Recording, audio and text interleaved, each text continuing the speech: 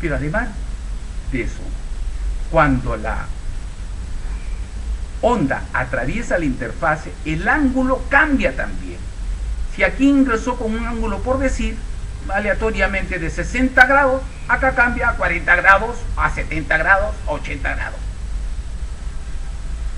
O sea, cambia más, se distorsiona más la imagen. Lo mismo, la divergencia, pérdida de energía al propagarse el haz sonoro es inversamente proporcional a la frecuencia. Y la difracción, también lo mismo, desviación del sonido al rozar los bordes de una interfase. Miren aquí, por ejemplo, este es un ejemplo clásico de refracción, ¿no? La onda de ultrasonido está atacando a esta estructura, no le vamos a poner nombre en este momento porque todavía no estamos en ese momento, le está atacando en 90 grados, por lo tanto las ondas o los ecos pasan libremente. En este punto, por la naturaleza o la forma de la estructura que estamos abordando, el ángulo se ha perdido, no es 90 grados, por lo tanto aquí el eco se desvía y se pierde. ¿Y qué pasa cuando se pierde el eco? Aparece esta imagen, que se conoce como sombra acústica, que es un defecto por el ángulo de insonación. Vamos a revisarlo cuando hagamos nuevamente artefacto.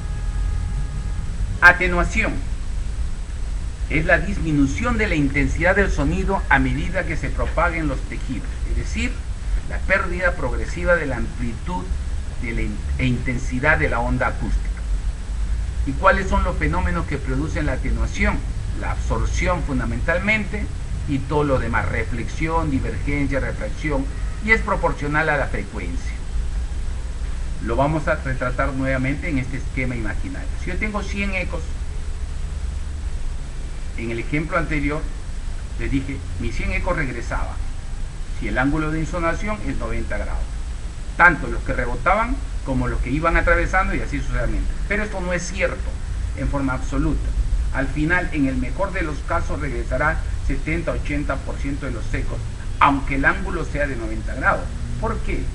Porque las interfaces no solamente rechazan los ecos o los reflejan, sino también se los comen, se los tragan. Y eso se traduce en este término, absorción. Absorben esa energía mecánica y lo que es peor, la convierten en otro tipo de energía, que es la energía calórica, que esa es la que puede dañar. Entonces cada plano biológico tendrá diferente capacidad de absorción. El que más absorbe definitivamente es el hueso. Por eso el hueso no deja pasar los ecos por dos razones: porque los refleja todos o porque se los come. Pero de pasar, no pasa. Y esto está en directa relación con la frecuencia. Si yo digo que un traductor tiene más frecuencia, estoy diciendo que veo mejor, que veo nítidamente, tengo mejor resolución, que en esencia eso es lo que me importa. No me importa si la longitud de onda está disminuida. A mí lo que me importa es ver bien, nítido. Y eso está en relación directa con la frecuencia. Pero a medida que yo tengo más frecuencia, tengo varios efectos negativos. Y uno de ellos es que atenúo más, absorbo más y genero más calor. Por esa razón, mis queridos colegas, nosotros utilizamos los traductores de alta frecuencia, sobre todo en obstetricia y sobre todo en ecografía transvaginal, durante el menor tiempo posible. Por eso cualquiera no puede hacer libremente una ecografía transvaginal, y sobre todo si aplica otra tecnología que es el Doppler a un fetito en el primer trimestre, porque puede ocasionar daño térmico en el producto. La absorción ya la mencionamos, es la capacidad de convertir la energía mecánica en calórica. Y el hueso es el principal tejido biológico que lo hace. Resolución. He venido diciendo desde el comienzo, es la capacidad de ver bien, la nitidez, la mejor imagen. Así como cuando nos compramos una cámara fotográfica, ¿qué tal es su resolución? Tiene 16 megapíxeles o no sé qué, y su zoom óptico tiene 8 de zoom óptico. ¡Oh, qué buena! Nosotros también buscamos que los ecógrafos tengan muy buena capacidad de resolución, capacidad de poder identificar estructuras pequeñas e independientemente una de otra. Y hay tres tipos de resolución, que son la resolución temporal, la resolución por detalle y la resolución por contraste. Son las tres principales. ¿Qué es la resolución temporal? Ustedes ahí tienen el slide, pero aprovechando que estamos disfrutando de esta tecnología que nos permite hablar o interactuar con ustedes, les diré que la resolución temporal es la capacidad de ver el movimiento real. Tú catalogas a un equipo que tiene buena resolución temporal cuando, por ejemplo, en el caso de obstetricia, el bebé se mueve igual como nosotros nos movemos en el ambiente real. Y eso está determinado por el número de cuadros por segundo. Exactamente como se mueven las cosas en televisión.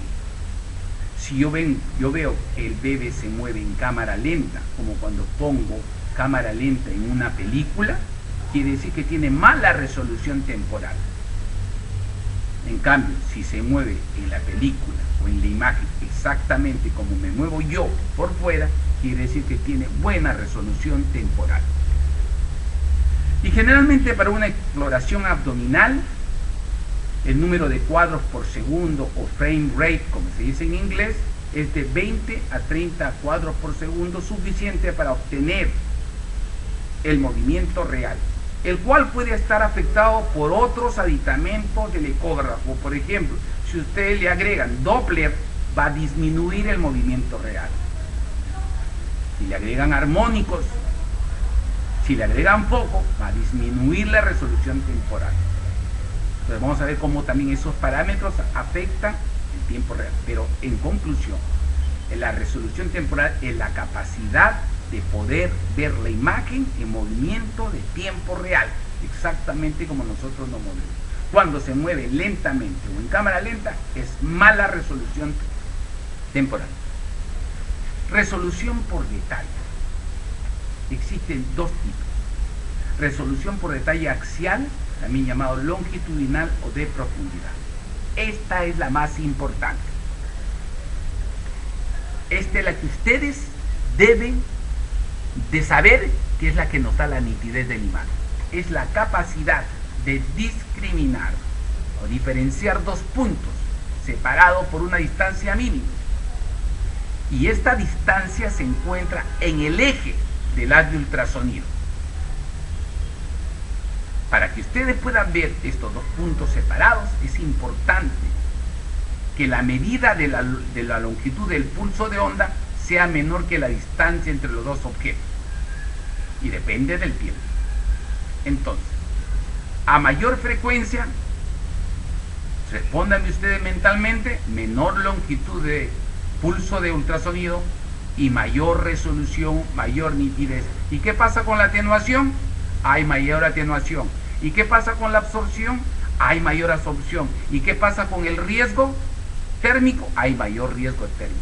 Tiene que comenzar a utilizar esta formulita para poder entender los pros y los contras del ultrasonido. Aquí tenemos dos imágenes pequeñas, blancas, que nosotros llamamos en obstetricia o en ultrasonografía, en el lenguaje ultrasonográfico, ecogénicas, separada una de otra, pero no lo podemos ver nítidamente.